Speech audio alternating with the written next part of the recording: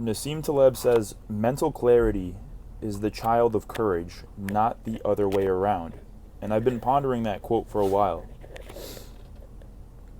And I never really understood it too well, but it did spark some interesting thoughts. And one of them that I want to talk about today, and I haven't actually voiced it yet, so let me pull it out of my mind in an eloquent manner. But the thought is that playfulness, lightheartedness, and let's just stick with those two,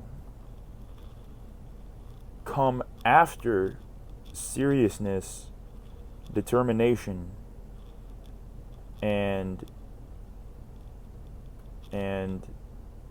let's just stick with those two. So I'm going to repeat that quote. Lightheartedness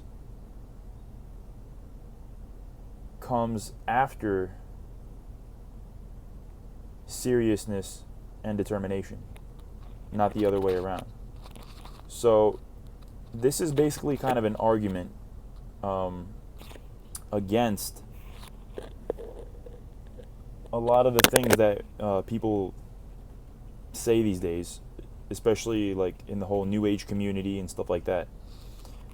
Because if you look at the New Age community, you know, a lot of it is about, oh, if you feel good, then you'll attract good things, and if your frequency is of joy and positivity, then you will attract joy and positivity and abundance and things like that. You know, a lot of gurus talk about sort of living effortlessly and sort of the downfalls of ambition. And there is some truth to all those things. Like, for example, if you try to live an ambitious life, you know, it's kind of like you're trying to fit into a hierarchy and you're competing with other people, but you're basically playing a game that isn't really near and dear to your heart. And I believe that true success is sort of standing outside the hierarchy in your own way, instead of trying to, you know, get even with the Joneses and whatnot, or keep up with the Joneses, I think is the term. So, but back to the quote, if you want to get to a place of lightheartedness, you kind of have to go through a place of effort first.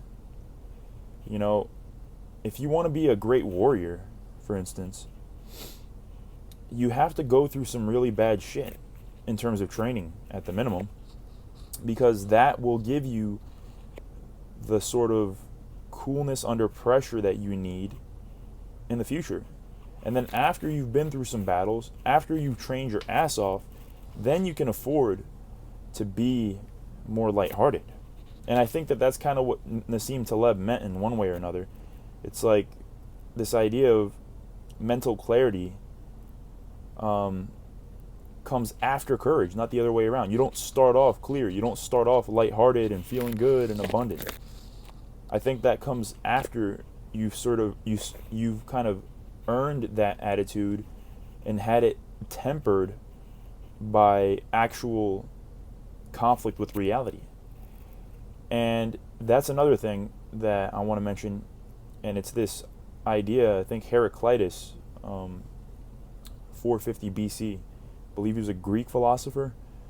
He says that, I might butcher the quote here, but it's something along the lines of, reality is a union of conflict, or something along those lines. You could look up what I just said and you'll probably find the quote. But basically, conflict resides in everything. It's a conflict of opposites.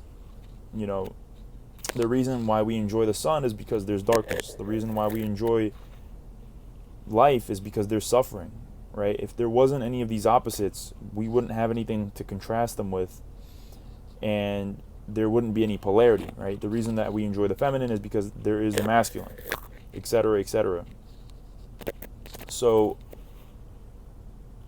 the underlying theme of what I'm talking about as well here is a lot of the stuff that, once again, the new age community and a lot of like fancy gurus these days talk about is this idea of like feeling good all the time and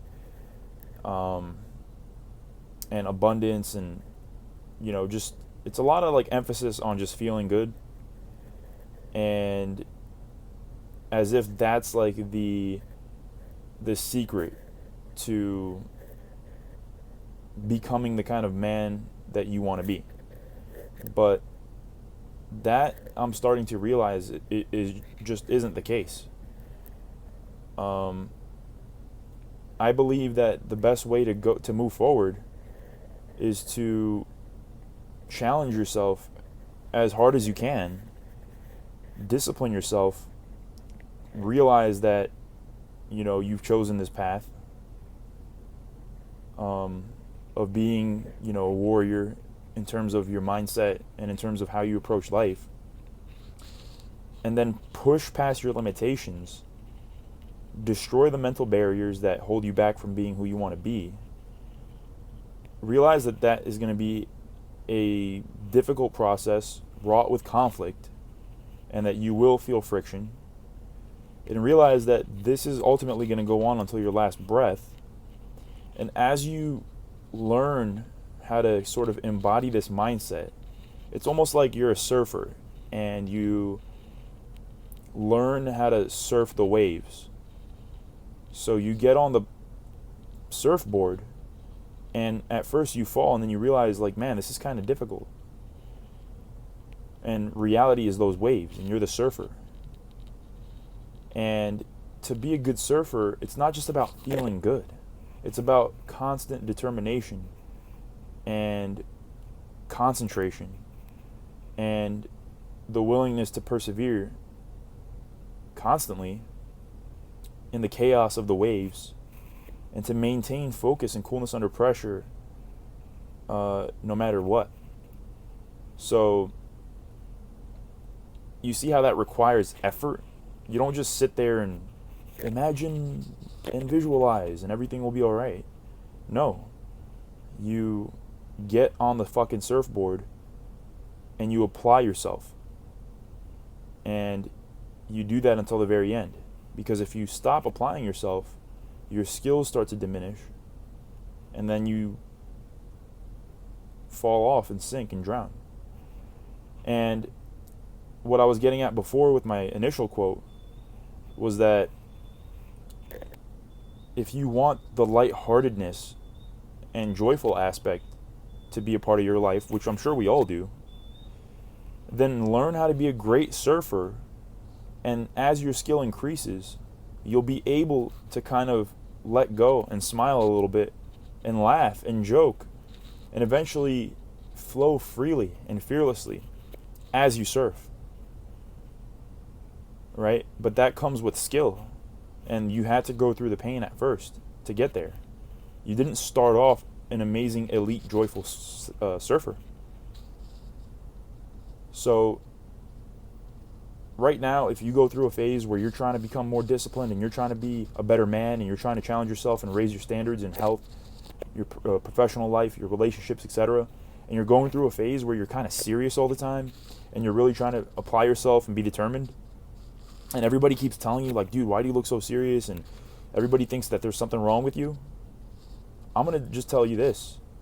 They don't fucking understand. They just don't understand what you're going through. They don't understand what you're trying to do here. They don't understand life.